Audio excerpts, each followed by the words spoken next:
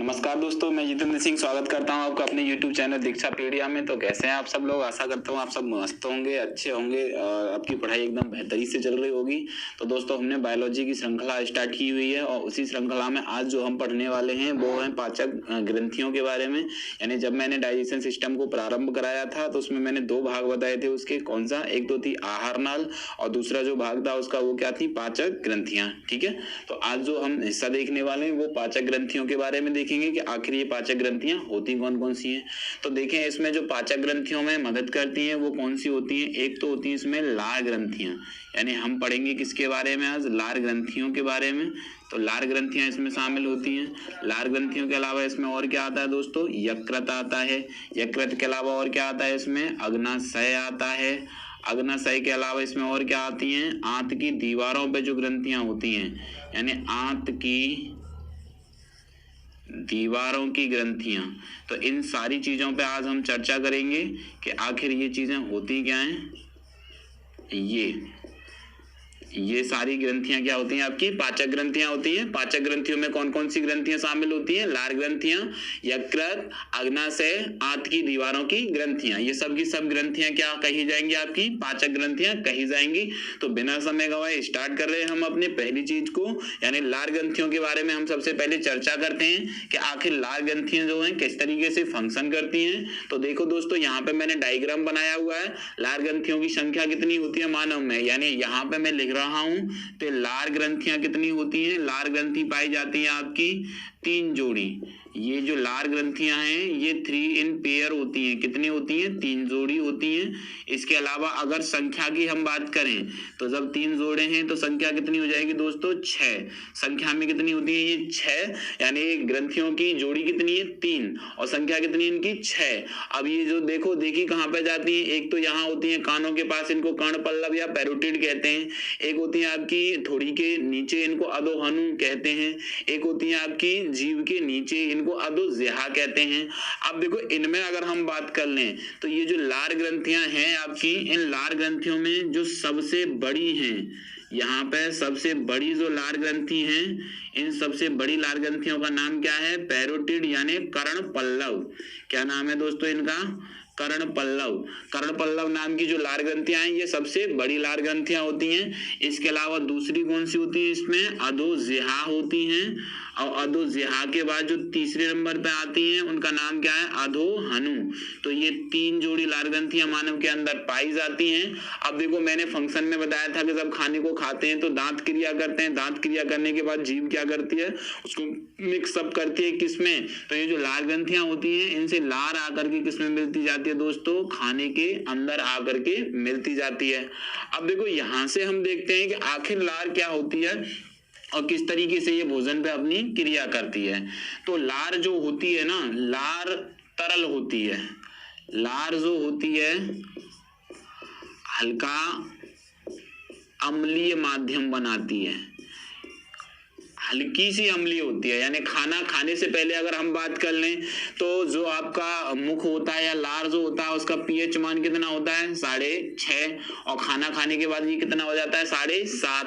तो जो अब मैं कह रहा हूं कि ये क्या है? हल्की अम्लीय है। तो पीएच कितना होता है नॉर्मल केस में लार का? 6.5। तो ये लार हल्की अम्लीय होती है। इसके अलावा लार में क्या पाया जाता है? टाइलिन पाया जाता है। और ये जो टाइलिन एंजाइम है, ये टाइलिन एंजाइम किसको पचाता है? ये पाचन करता है किसका? टाइलिन। टाइलिन पचाता है दोस्तों कार्बोहाइड्रेट को। ये किसको पचाता है? कार्बोहाइड्रेट को ये पचाता है, टाइलिन नाम का जो एंजाइम है।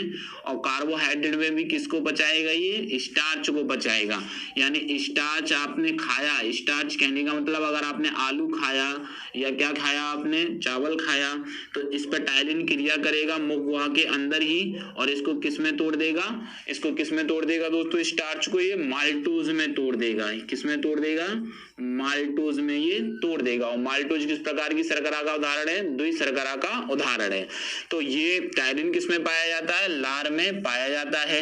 इसके अलावा देखो, लार जो होती है ना, इसमें म्यूसिन पाया जाता है। क्या पाया जाता है लार के अंदर? म्यूसिन। ये जो म्यूसिन होता है ये क्या करता है? खाने को स्नेहक प्रदान करता है। स्नेहक कहने का मतलब क्या है? कि खाने को गीला करने के लिए एक तरल की आवश्यकता होती है, वो क्या होता है, म्यूसिन।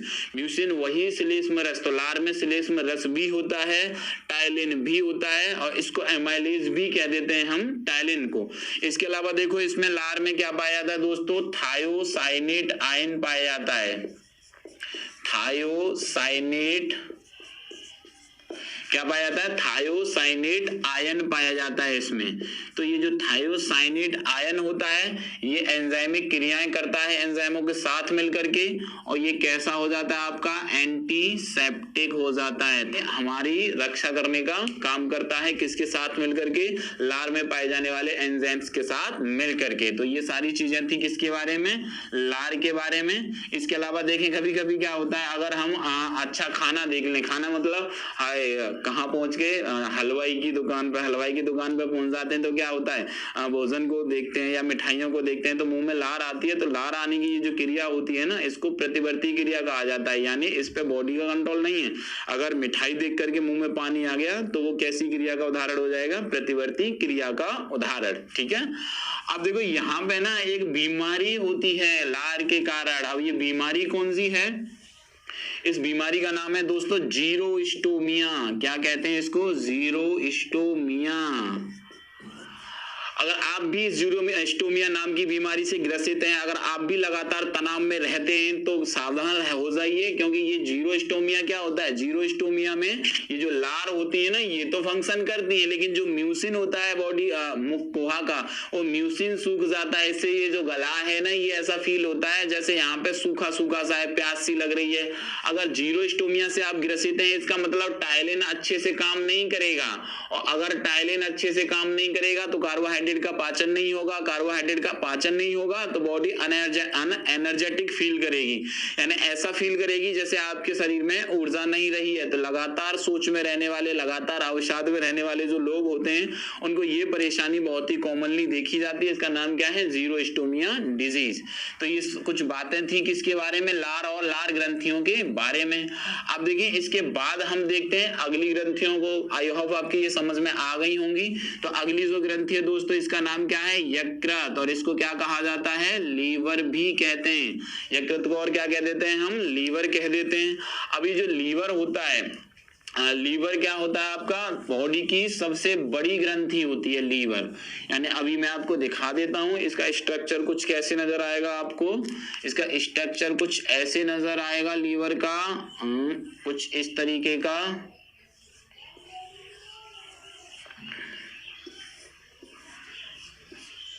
ये हो गया दोस्तों लीवर, ठीक है। ये कुछ ऐसा स्ट्रक्चर नजर आता है लीवर का, और ये हमें देखा कहाँ जाता है, थोरेसिक कैविटी और एब्डोमिनल कैविटी, यानी ये वाला जो रीजन होता है ना यहाँ पे प्रेजेंट होगा आपका कुछ लीवर। अगर यहाँ पेट है तो कुछ इस जगह पे डायफ्राम का हल्का सा नीचे स्थित होता है क्या आपका, लीवर। अब देखो लीवर जो होता है ना इसके दो लोब होते हैं, एक तो ये वाला होता है, इसको बोलते हैं हम राइट लोब यानी दायां लोब यानी दायां भाग, और एक होता है आपका लेफ्ट लोब। लेफ्ट लोब कहने का मतलब हो गया बायां भाग। ये जो दायां भाग होता है ये तो होता है लीवर का बड़ा भाग, और जो आपका बायां भाग होता है ये होता है लीवर का छोटा भाग, ठीक है। अब देखो ये जो भाग होते हैं दोनों एक लिगामेंट के द्वारा क्या होते हैं, जुड़े हुए होते हैं। तो दोनों के दोनों एक लिगामेंट के द्वारा क्या है, जुड़े हुए हैं। इसके अलावा देखो लीवर जो होता है ना, लीवर हेपेटिक कोशिकाओं से मिलकर के बना होता है। किस प्रकार की कोशिकाओं से मिलकर के बना होता है, हेपेटिक कोशिकाओं से। कौन सी कोशिकाएं हैं ये, हेपेटिक कोशिकाएं। और ये जो हेपेटिक कोशिकाएं होती है ना ये विभाजन बहुत तेजी के साथ करती हैं। विभाजन कहने का मतलब कोशिकाओं की संख्या में वृद्धि कैसे होती है, जब कोशिकाएं लगातार विभाजित होती चली जाती हैं। तो ये जो लीवर की कोशिकाएं होती हैं या हेपेटिक सेल्स होती हैं ये विभाजन बहुत तेजी के साथ करती हैं। विभाजन तेजी से करेंगी तो लीवर क्या करेगा, जैसे मान लो बहुत सारे लोग क्या होते हैं शराब पीते हैं तो उनका लीवर डैमेज हो जाता है, लेकिन कुछ दिन छोड़ देते हैं तो ये क्या हो जाता है, रिकवर हो जाता है।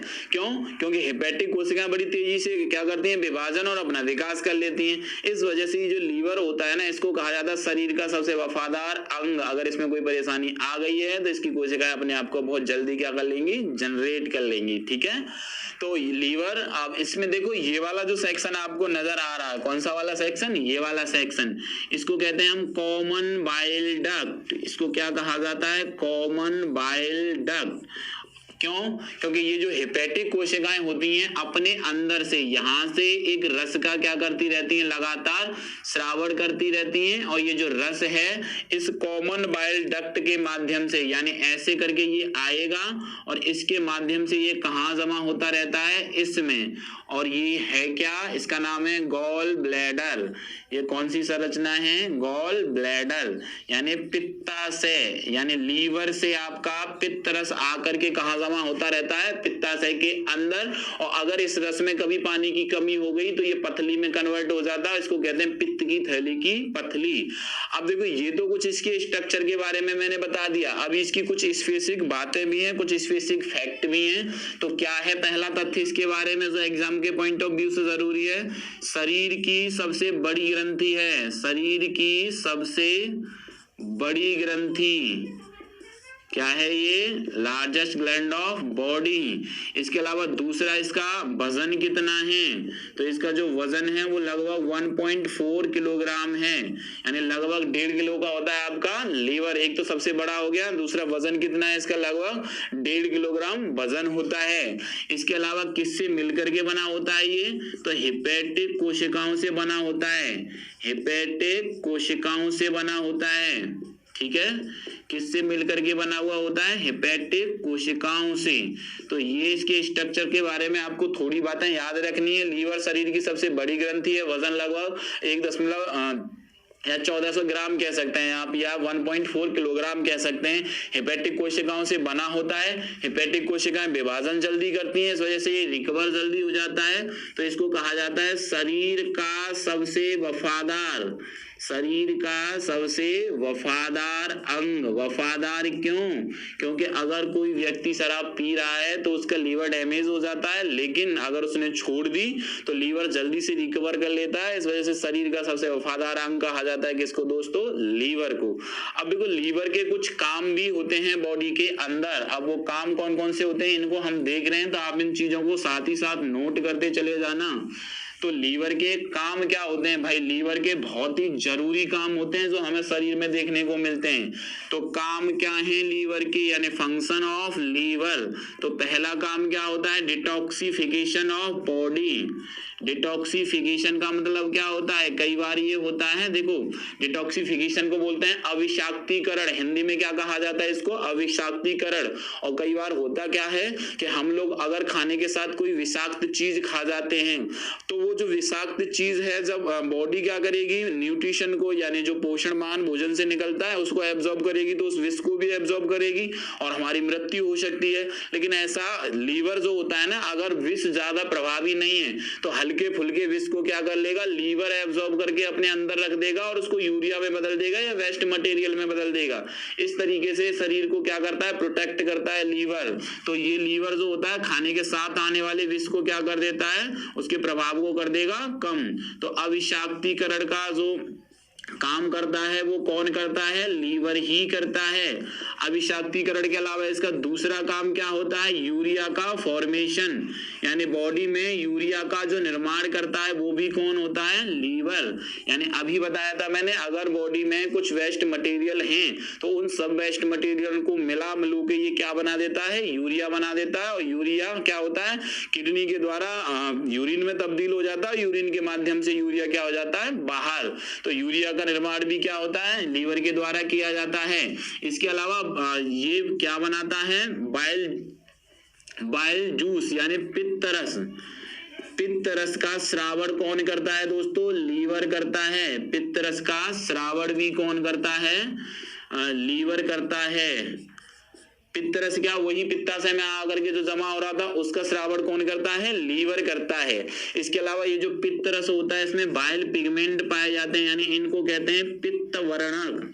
तो पित्त वर्णक का निर्माण कौन करता है दोस्तों, लीवर करता है। पित्त वर्णक कहने का मतलब क्या होता है कि आपका जो स्टूल होता है यानी वेस्ट मटेरियल होता है उसका रंग होता है हल्का सा पीला, तो वो जो हल्का पीला रंग होता है इन्हीं पित्त वर्णकों के कारण होता है। और ये पित्त वर्णक बनाए किसके द्वारा जाते हैं, लीवर के द्वारा बनाए जाते हैं। और इन पित्त वर्णकों के नाम क्या हैं, एक पित्त वर्णक का नाम है बिलरूबिन, क्या नाम है इसका? एक का नाम है बिलिरुबिन, दूसरे का नाम है बिलवर्डिन। तो बिलिरुबिन और बिलवर्डिन नाम के ये जो पित्त वर्णक होते हैं ये निर्माण किए जाते हैं किसके द्वारा? लीवर के द्वारा। अगर इनकी मात्रा बॉडी में बढ़ जाती है तो ये रेटिना के नीचे, नाखूनों के नीचे, जीभ के नीचे यानी ओवरऑल त्वचा के नीचे जमा हो जाते हैं और इस प्रक्रिया को हम कह देते हैं क्या? पीलिया। यानी पीलिया कोई बीमारी नहीं है अपितु क्या है? ये शरीर की एक मतलब कह देते हैं ना प्रतिरोधी क्षमता में कमी आने की कंडीशन है, उसको बताता है पीलिया। ठीक है, तो पीलिया या जॉन्डिस किन दो वर्णकों के बढ़ने के कारण होता है? बिलिरुबिन और बिलवर्डिन नाम के वर्णकों के बढ़ने के कारण हो जाता है आपका क्या? पीलिया। ठीक है, इसके अलावा लीवर जो होता है आपका ये विटामिन ए, विटामिन डी और विटामिन के इनको स्टोरेज करके भी रखता है। ठीक है, तो इतने सारे काम कौन करता है? ये हमारा लीवर करता है यानी यकृत करता है। तो आई होप आपके ये समझ में आया होगा। अब आज की क्लास को हम इतना ही रहने देते हैं, आगे की जो क्लास है हमारी इसी सीरीज में ऐसे ही चलती रहेंगी। तो आप इसको समझ करके नोट्स डेवलप करते रहिए। अगर वीडियो पसंद आई तो इसको लाइक कीजिए, चैनल को सब्सक्राइब कीजिए और वीडियो को ज्यादा से ज्यादा शेयर भी कीजिए। मैं जीतन सिंह मिलूंगा आपसे अगली क्लास में। आज के लिए इतना ही। Good day.